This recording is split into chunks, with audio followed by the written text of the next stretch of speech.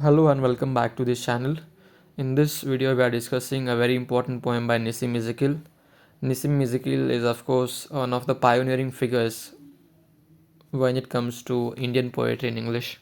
He's a very important poet, and the poem is equally important as well.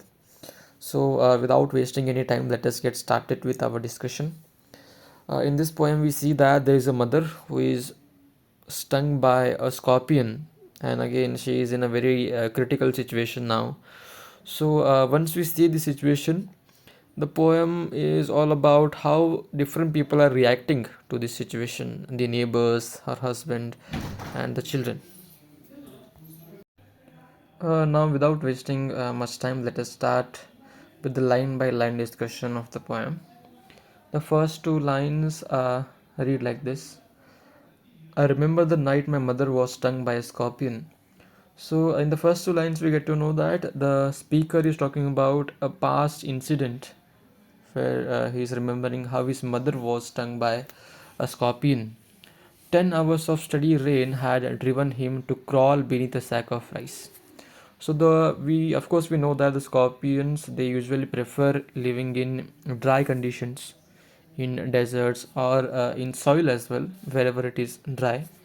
But because it was raining for continuously 10 hours, the scorpion had no other choice other than to go and hide inside the house, and particularly beneath a sack of rice. It was hiding there just to save itself from the rain. Parting with his poison flash of diabolic tail in the dark room. And again, when it was hiding, of course, the mother came there in that room. And when the scorpion saw the woman, as a natural response, he went towards her and he stung her. Okay, and there is a stung by the scorpion, and naturally he leaves the sting inside the flesh of the woman only, and that is how the sting happens. We all know that. He risked his rain again.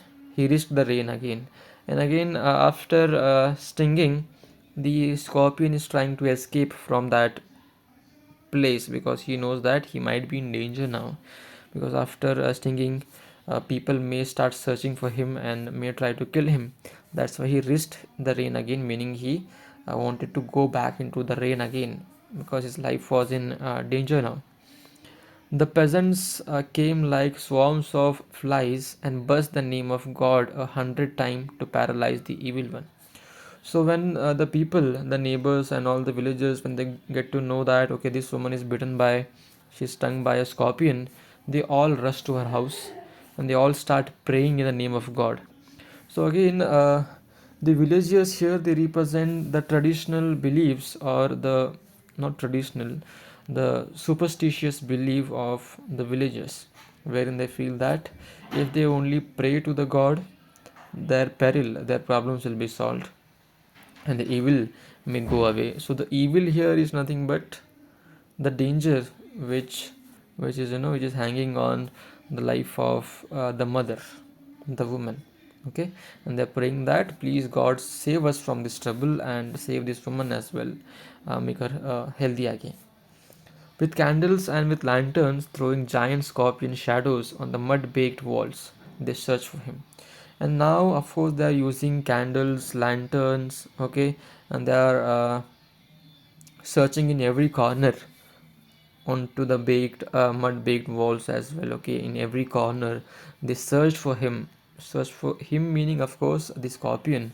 They're searching the scorpion, and of course they will try to take revenge on the scorpion because of course he has bitten a person, and that person may lose his or her life because of that scorpion. So they are very angry and they are searching for the scorpion. But of course the scorpion was not found. He was not found. They clicked their tongues and they all were very disappointed. They clicked their tongues, meaning they all were very disappointed that even after searching for so long, we could not find the scorpion. With every moment that the scorpion made, his poison moved in the mother's blood, they said. And again, it is a blind belief in the villagers that after stinging, when the scorpion is walking away from this person, the further the scorpion goes, the more the poison spreads inside the blood of this person. This is again a blind belief. There is no scientific explanation for this. And as I said, the beliefs of these villagers, they say they again represent how in villages people believe in absurd things, things with things having no logic at all. Okay, so they believe that as further the scorpion goes, more the poison will spread inside the blood of the mother. That's why they wanted to catch the scorpion as soon as possible to save the mother from death. May your suffering decrease. May your suffering decrease the misfortunes of your next birth, they said. And again, the villagers have many blind beliefs. They are filled with such religious beliefs that because now she is suffering, again this is a very absurd belief, because now she was suffering, the misfortunes of her next birth will be decreased. Just because she is suffering now while dying, she will have a better life when she is born again. When she will have a rebirth, she will have a better life. The misfortunes of your next birth will be decreased. Again, a very absurd belief that you're suffering in this life, so you will get a better life in your next birth. May the sum of evil balanced in this unreal world against the sum of good become diminished by your pain. And again, just because you're having so much pain, now you have to endure this pain. So this pain will try to diminish all the evil, okay, all the evil you have done when you were alive. So again, this is like a redemption chance for you. You have to redeem yourself from all the ill things you have done, all the bad things you have done, negative things you have done. And again, this will balance at the end. Suppose that you have more bad things and less positive things, so just because of the suffering, both the things will be balanced out at the end. So this is like, these are the, again beliefs of the villagers, which have no evidence, okay, which have which of course can't be proved by anyone. After that, in the latter half of the poem, we see the next lines. They read like this: may the poison purify your flesh of desire and your spirit of ambition. So they say that we have these ills in our human mind of desire and ambition. Of course, in our philosophy, we believe that desire and ambition are always bad for human beings, and that's why they are saying that okay, this poison will purify you from this desire and ambition. So, by this line, you can just observe that the villagers have already accepted that this woman can't be saved now. Okay, they are just hoping that she should have a better life, at least when she is reborn, at least when she is reborn in some other body. So they are wishing that you just pray to God and pray that this poison may purify the negative things like desire and ambition from your mind and body. They said that they sat around on the floor with my mother in the center, the peace of understanding on each face. So now the mother is, she's lying here, and all the other villagers, they are surrounding her. They are sitting in a circle surrounding the mother, and they all are having a piece of understanding on their face. They are trying to understand the pain of the mother, and of course they are wishing that the pain should end soon. Pain should end soon, meaning what? The mother, she should not suffer for a long time now. The god must give her freedom. The god must, call the mother towards himself. So again, these are the beliefs of the villagers. More candles, more lanterns, more neighbors, more insects, and the endless rain.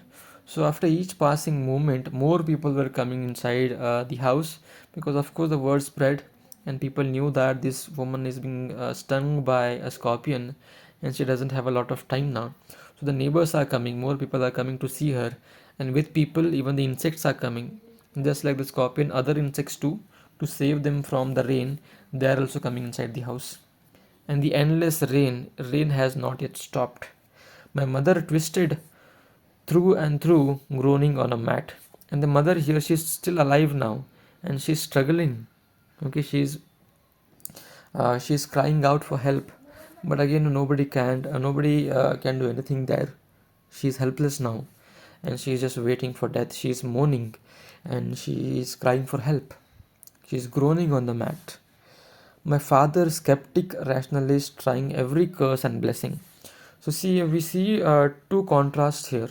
One contrast is there. On the one hand, we have these villagers who are filled with blind beliefs. On the other hand, we have this father, meaning that woman's husband. That father is a skeptist and rationalist. He does not believe in all these blind beliefs. Okay, he feels that okay, she is being bitten now, she's stung, so we should use some medicine. We should use whatever the medicines we have to save us, and only that can save us, not the blessings and all those things. And again, he tries that. He even tries the curses and blessings as well. So see, when you are in a helpless state, you want to try everything that you can. Okay, of course he tries the powder, mixture, herbs and hybrids, all the medicines which are available there. He tries all that, but even when that is not working, he goes back to blessings as well. He's praying to God. He's using curses as well. He's cursing the god, he's cursing that scorpion, but nothing is working now. So as a last resort, as a last solution, he pours a little paraffin. He even poured a little paraffin upon the bitten toe and put a match to it. So, as a last option to contain the poison, to mitigate the poison, he does what? Suppose that this is the foot of the woman, he pours some paraffin over. The paraffin is a kind of wax, okay, wax over that wound, that stung, and he puts a match to it. He puts fire to that, and you can see, so again this is a very animated situation here. He puts the fire to that. I watched the flame feeding on my mother. I watched the holy man perform his rites. So the boy, this mother's son, the father's son as well, he was waiting in a corner and he was just watching that his mother was burning. His mother's foot was burning because of that fire. I watched the holy man perform his rite, and he feels that as if the man is performing his rites. Rites are usually referred to uh, the rituals which are performed after a person dies. So even though she is not dead yet, but for the villagers she's almost dead now. They're just waiting for her death, and the boy feels that as though my father is burning my mother completely, because he doesn't understand what the father was trying to do. And you can see that the father has tried everything that he could to save his wife, but of course he was not successful to tame the poison with an incantation. So he believed that if I just burn this wound, this sting, the poison may be contained, the poison may be mitigated. But of course, it could not happen.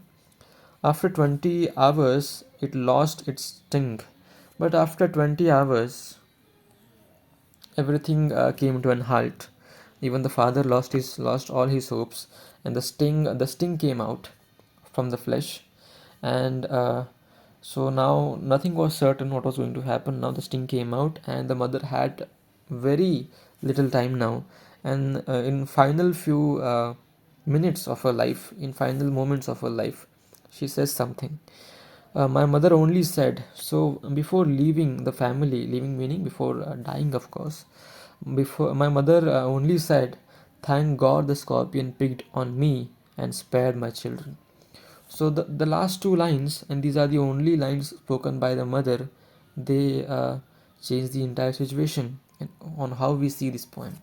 So again, at the end, we realize that even the mother is quite religious. She believes in God. She believes in all these superstitious things, because she is thanking the God. She's not angry at anyone. She's not angry at the scorpion. She's not angry on God because they had to bear all these things. She is thanking the God. She is grateful towards the God because the scorpion has picked me. The scorpion has chosen to take my life and spared my children. He has spared the life of my children. So the scorpion has been very kind towards my children. So that is uh, the belief from the mother's side. So this shows us the amount of love and care she of course has toward the children, as well as how even her mind is plagued by all these superstitions. Of course, we have to praise, we can look at the greatness of the mother. She is ready to sacrifice her life for the life of her children. But at the same time, the poem is also a commentary on the superstitions, our beliefs, and even the innocence that the villagers have. Okay, so with this, I think we should stop here. I hope I've been able to put at least some light on this poem. Thank you so much for watching.